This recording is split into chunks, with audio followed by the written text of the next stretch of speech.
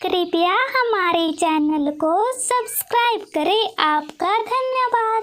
कालू भैया, कबूतर भैया, चलो भोजन की तलाश में जाते हैं।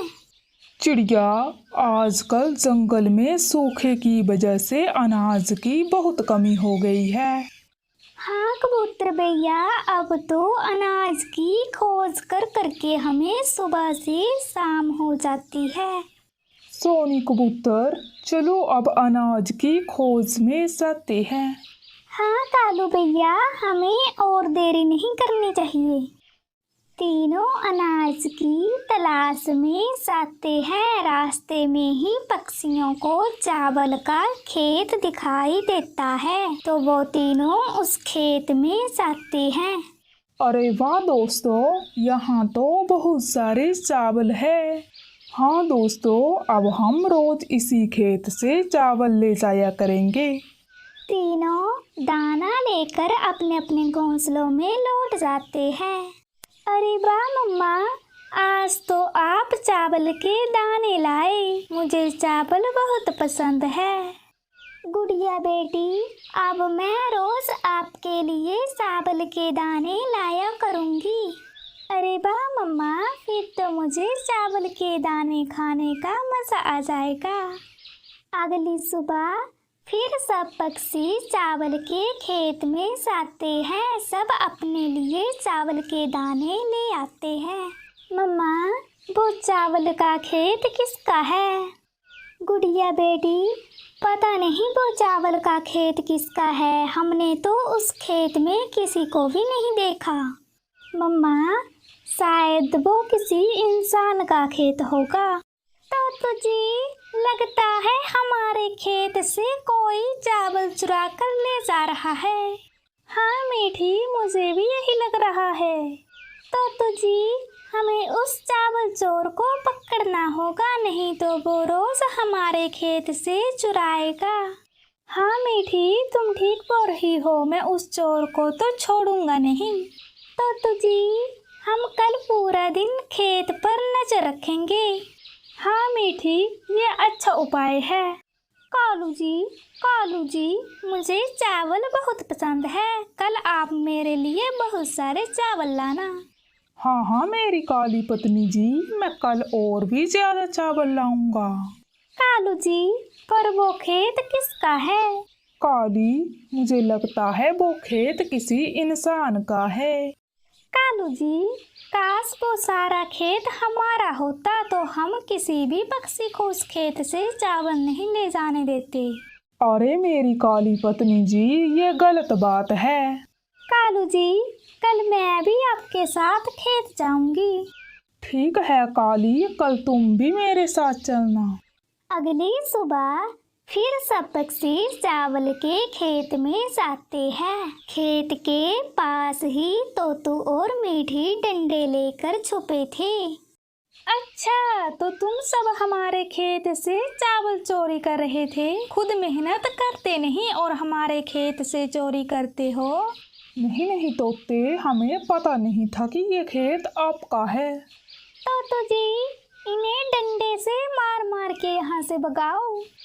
तोतू और मीठी गुस्से में आ जाती है और सबको डंडे से मार मार के वहाँ से भगा देते हैं। बड़े आए हमारे खेत में चोरी करने वाले। कालू जी, आज आपकी वजह से मुझे इतनी मार पड़ी। काली, मैंने बोला था क्या तुम्हें कि मेरे साथ आओ? दोस्तों, गलती तो हमारी भी है। अब हम कहीं और अनाज की खोज में जाया करेंगे। हाँ चिड़िया, अब घर जाते हैं। सब पक्षी अपने अपने घर जाते हैं। मम्मा, क्या हुआ? आज आप चावल नहीं लाई? गुड़िया बेटी, वो खेत तोते का था, तो अब हम वहाँ से दाना नहीं लाया करेंगे। मम्मा, कोई बात नहीं, हम कुछ और खा लिया करेंगे। ऐसे ही दिन बीत रहे थे पक्षियों को, कभी दाना मिलता था तो कभी ना मिलता था। एक दिन जोर की बारिश भी शुरू हो जाती है। सब पक्षी अपने अपने घोंसलों में बैठे थे, पर पक्षियों के पास तो घर में जरा भी दाना ना था। सब पक्षी बस इसी बात से परेशान थे। अब तो बारिश भी शुरू हो गई। अब मैं अनाज की तलाश में बाहर भी नहीं जा सकती। मम्मा, कोई बात नहीं, ये बारिश कल तक रुक जाएगी। कालू जी, मुझे भूख लगी है, आप मेरे लिए कुछ खाने को ले आओ। काली, इतनी बारिश में मैं कहाँ जाऊँगा? तुम्हें पता तो है कि अनाज की खोज में हम कितनी दूर दूर भटकते हैं। कालू जी, आप चिड़िया से कुछ खाने को मांग के ले आओ। ठीक है काली, मैं चिड़िया के घर जाता हूँ। बारिश में भीगते हुए कालू चिड़िया के घर जाता है। कालू भैया, आप इतनी बारिश में यहाँ क्या कर रहे हो? क्या बात है? सोनी बहन, काली भूख से तड़फ रही है। क्या तुम्हारे पास खाने के लिए कुछ दाना है? कालू भैया, मेरे पास तो यही थोड़ा सा दाना है। चिड़िया, तुम इस दाने को मुझे दे दो, नहीं तो मेरी पत्नी आज मर जाएगी। ठीक है कालू भैया, ये दाना आप ले जाओ। चिड़िया वो दाना कालू को दे देती है। कालू भी दाना लेकर अपने घोंसले में लौट आता है। कालू जी, अब मुझे ये दाना खाकर अच्छा लग रहा है। अगर और देरी करते तो आज मैं भूख से ही मर जाती। 2 दिन लगातार ही बारिश रहती है। गुड़िया बेटी, हमें ऐसे ही बैठे नहीं रहना चाहिए, हमें कुछ ना कुछ सोचना होगा। मम्मा, मेरे दिमाग में एक आइडिया आया है। क्या गुड़िया बेटी? मम्मा, जैसे तोते अंकल ने चावल का खेत लगाया है, वैसे ही हम भी लगा सकते हैं। अरे वाह गुड़िया बेटी, ये तो मैंने सोचा ही नहीं। इस बारिश से हमारे चावल की फसल भी जल्दी तैयार हो जाएगी। मैं कल ही कालू भैया और कबूतर भैया को बोलती हूँ।